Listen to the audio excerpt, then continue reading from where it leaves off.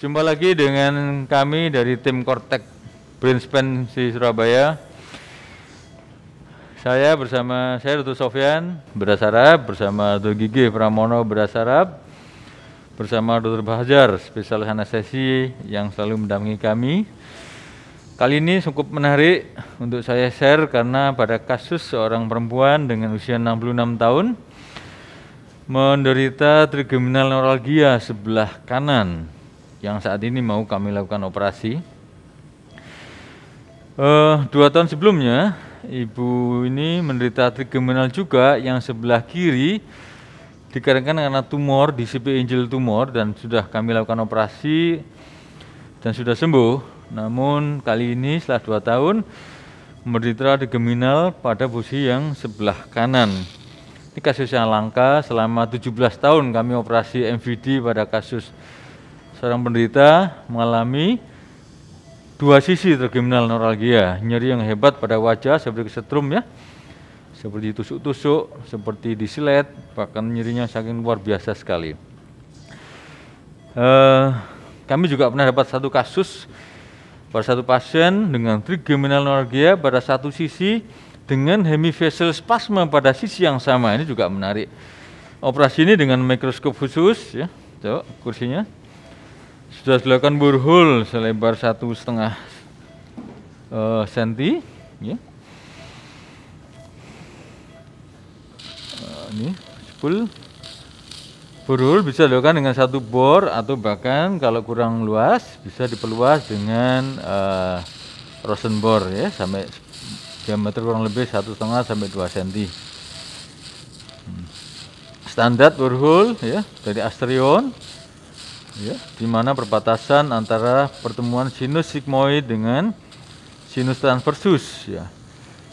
Kita lihat bersama, di posisi kiri saya adalah arah kranial dan di kanan saya sini adalah arah kaudal. Di sini posisi sinus sigmoid, ini posisi sinus transversus ya. Biasanya saya cukup membuka diameter seluas 1 cm, diameter 1 cm sudah cukup ya. Pada kasus trigeminal neuralgia seperti ini, maka arah pendekatan approach-nya adalah arah ke kranial, perbatasan antara sinus sigmoid dengan sinus transversus ya. Kalau pada kasus hemifacial spasm atau geniculate neuralgia, atau pada kasus lain pada lower cardiac nerve ya, pada kasus tinnitus dan DPV ya, disable position vertigo, di mana dekompresi saraf 8, atau pada kasus glossopharyngeal neuralgia maka digeser 15 derajat ke arah kaudal di sini. Yang menarik di sini adalah semua proses ini nanti bisa diketahui, bisa dilihat langsung oleh keluarga ya. Di sudut sebelah kanan itu bisa dilihat di monitor, keluarga sedang santai di sana. Nanti akan kita libatkan dalam proses operasi. Ya, pada saat mulai juga kita beritahukan, kemudian pada saat operasi dekompresi memisahkan saraf terhadap pembuluh darah, kita beri kesempatan untuk berbincang-bincang dengan saya sebagai operator di sini. Ya, liquornya sudah mulai mengalir keluar.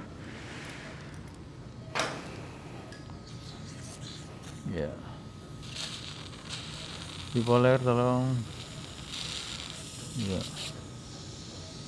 Step berikutnya adalah melakukan kompresi tekanan pada korteks cerebellum. Namun sebelumnya saya siapkan dulu lelanya. Chest sedikit. Oke. Ya, bersih ya. Ini permukaan korteks cerebellum. Oke. Saya siapkan lela dulu. Oke. Lela siap.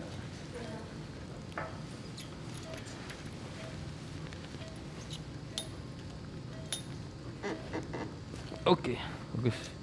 Kuat ini bawah ini lah. Nah, ya.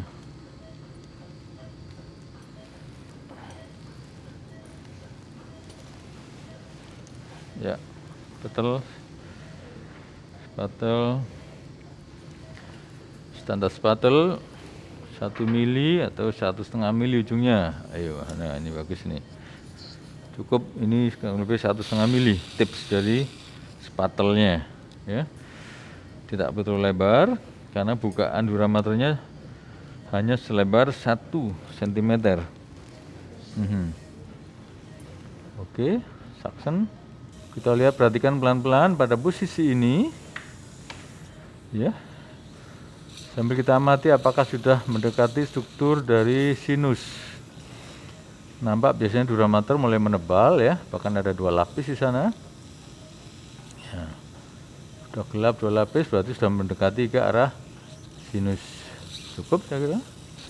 Seperti operasi-operasi sebelumnya, jadi tetap kita pertahankan, kita lindungi agar membran arachnoid intak, tidak ada kerusakan sedikit pun, ya.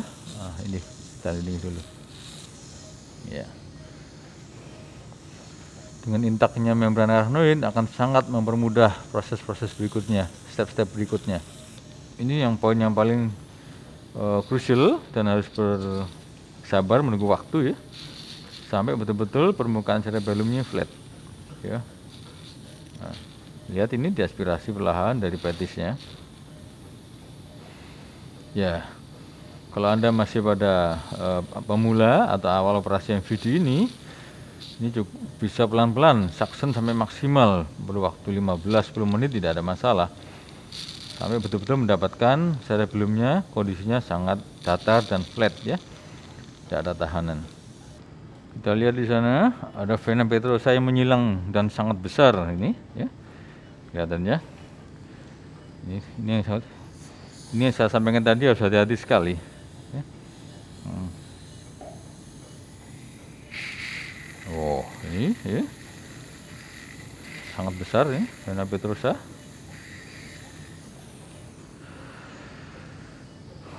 Kalau kita tidak hati-hati, kita langsung kompresi mendadak terhadap korteks cerebellum, maka jadi ruptur dari kebocoran vena petrosa yang berakibat perdarahan yang sangat keras, ya, sangat kuat.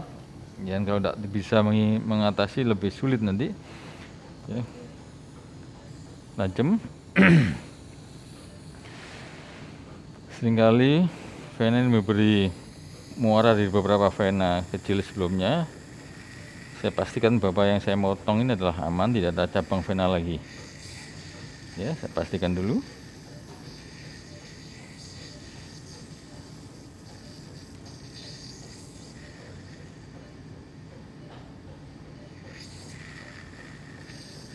Aman, ya, murni dari arachnoid, ya. Gunting.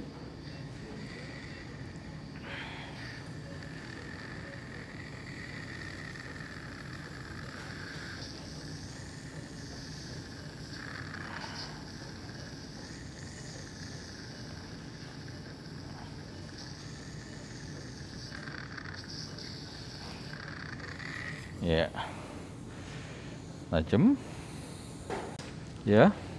Struktur yang putih mengkilat jelas itu saraf nomor 5 karena diameternya lebih dari 3 bahkan 4 mili, ya. Jadi dengan kondisi seperti ini saya tidak akan melewati struktur di intrafrontal, ya, tidak melewati infratonsorial di bawah atau menyingkap dari petrus, tapi saya cenderung lewat kaudal lebih ke bawah ke arah saraf 8.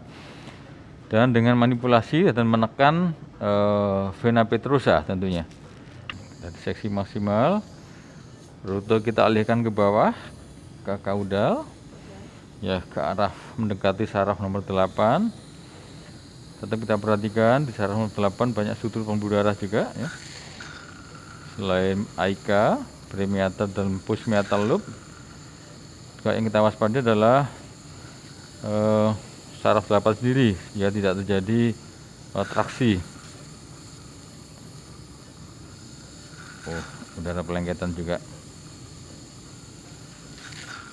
ya. Gunting.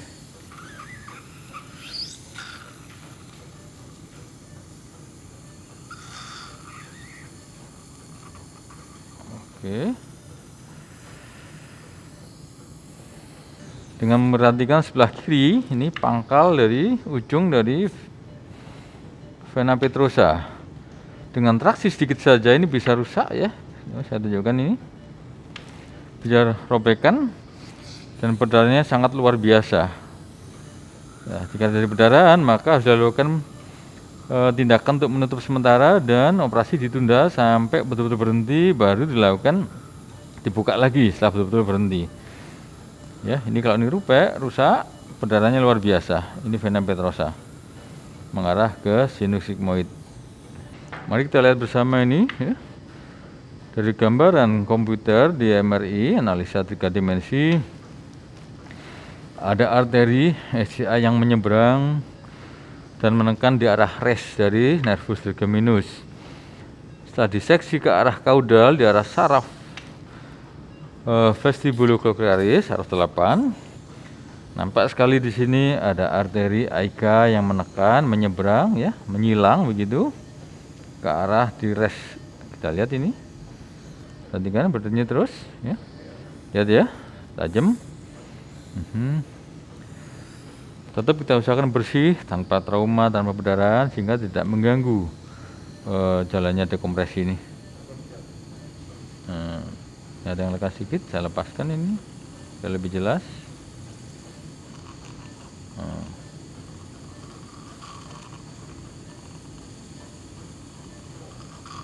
Kelihatan jelas. Aika kompres di res di arah kaudal, tentunya menyeberang sampai arah kranial di area infratentorial. Namun yang jelas saat ini saya melihat langsung di arah kaudal, arah saraf 8. Ingat, spatula saya adalah menekan vena petrosa. Ini hati-hati sekali. Kalau salah manipulasi sedikit saja bisa perdarahan hebat ya.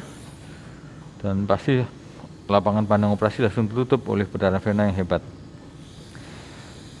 Next, berikutnya adalah dekompresi dari pembuluh darahnya, SCA ini. Sedikit kita lepaskan biar bisa dimobilisasi. Oke. Sambil dicari arahnya ya. Tetap kita preservasi pembuluh darah kecil-kecil cabangnya ya. Lihat ini ada cabang kecil, cabang semua. Oke.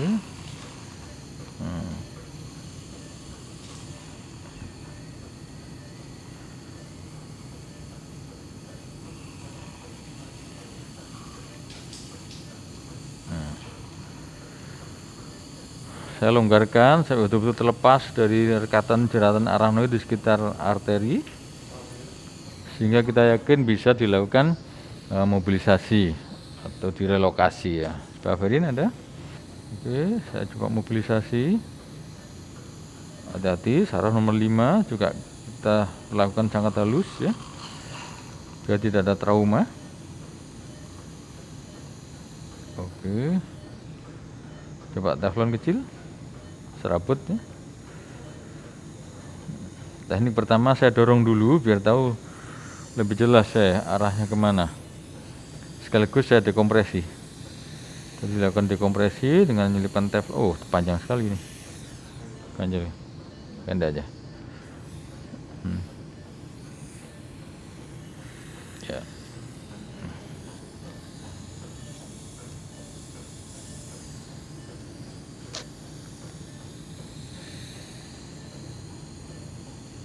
Ya. Teflon pertama saya masukkan. Minimal saya sudah bisa menggeser posisi dari vaskuler yang menekan ke nervus trigeminus ya. Selipkan di sini. Saksinya diganti kecil.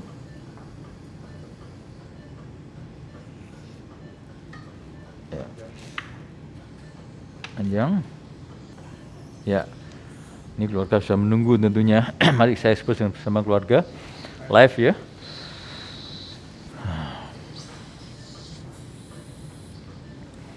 Jadi selalu operasi kami live ya, keluarga bisa nonton langsung dan berdialog dengan saya. Di sisi sana kelihatan ada 3 keluarganya yang menunggu ya. Ya, Ibu Dr. Sofyan bicara ini bisa dengar saya? Bagus ya. Ya, ini operasi sangat bersih Ibu ya. Ini udah masuk ke dalam. Kalau merah ini merahnya otot, merahnya kulit, bukan berdarah-darah ya. Karena hanya melalui lubang 1 cm, saya masuk ke dalam sana ya. Oke. Ini saraf nomor 5 yang putih itu Ibu. Ini ya. Saya tunjukkan pelan-pelan ya. Nanti aja. Ini saraf nomor 5 yang putih Ibu. Ya. Oke. Tebalnya kurang lebih 4 mili, ini cukup besar ya. 4 mili antara ini dengan ini ya. Nah, jadi saya temukan sesuai dengan gambaran di MRI, analisa komputer kemarin, ada arteri yang nyebrang dan menekan. Kebetulan sudah saya pasang teflon sementara ini ya. Ini bisa saya ambil lagi teflonnya. Itu.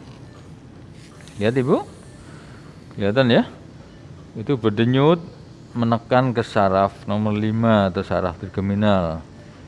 Inilah tugas utama operasi ini, adalah targetnya adalah memisahkan dan menggeser ini Bu. Ya, lihat ya. Dia tidak menekan ke saraf nomor 5 ini. Ya. Ini saya operasi dari belakang, dari pembuluh darah ini dari arah depan ya.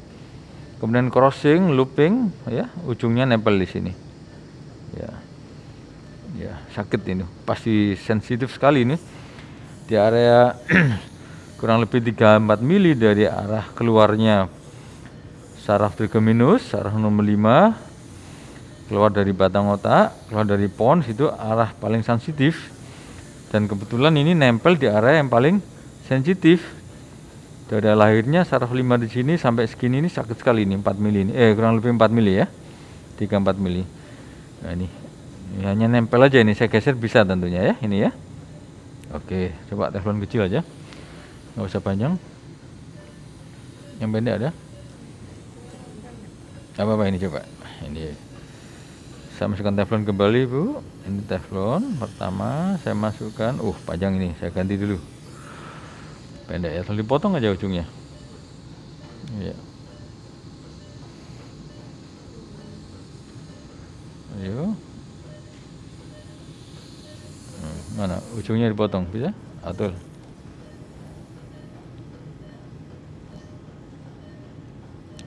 Ada lebih kecil lagi. Serabut teflon. Ya, udah. Santai Bu ya. Tak tegang ya. Udah aja bersih nih Bu, otaknya normal. Pembuluh darah juga normal ya. Saraf 5 juga normal, hanya bersentuhan aja itu, menekan situ. Nah, ini saya selipkan di sini Bu untuk memisahkan pembuluh darah agar tidak bersinggungan dan tidak menekan ke saraf nomor 5 tadi.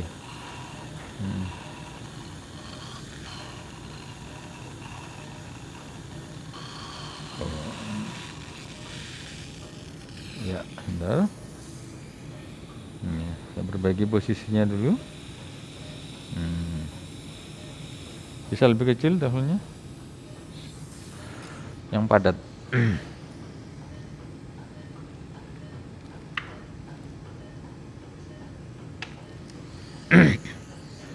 Ibu enggak takut?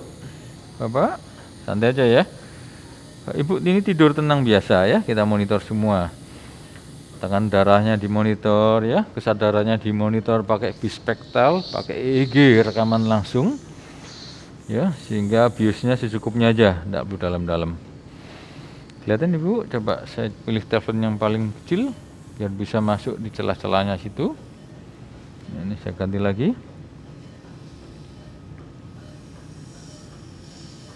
Nah, mudah-mudahan ini pas ini.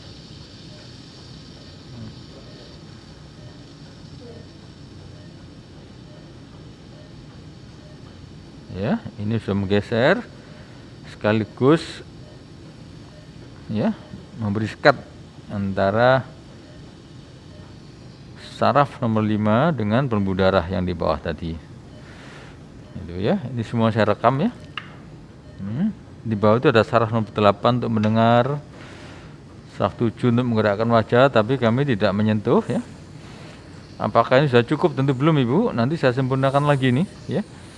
Saya tambah beberapa teflon kecil, kemudian saya lakukan relokasi. Diusahakan pembuluh darahnya digeser dan dikasih namanya tisu glue atau lem ya, jenis lem supaya tidak kembali lagi. Cukup Ibu ya? Jelas ya, tenang aja ya. Makasih juga doanya ya, lancar semuanya. Ini tinggal finishing sedikit aja ya. Oke, yang penting aman semuanya. Saya bersama Dr. Gigih Pramono, Dr. Fajar ya, anestesi. Ada 3 tim paramedis dan 1 teknisi di sini ya. Gitu. Aman Bu ya. Ya, saya lanjutkan kalau gitu, saya finishing ya. Makasih Bu. Aman ya.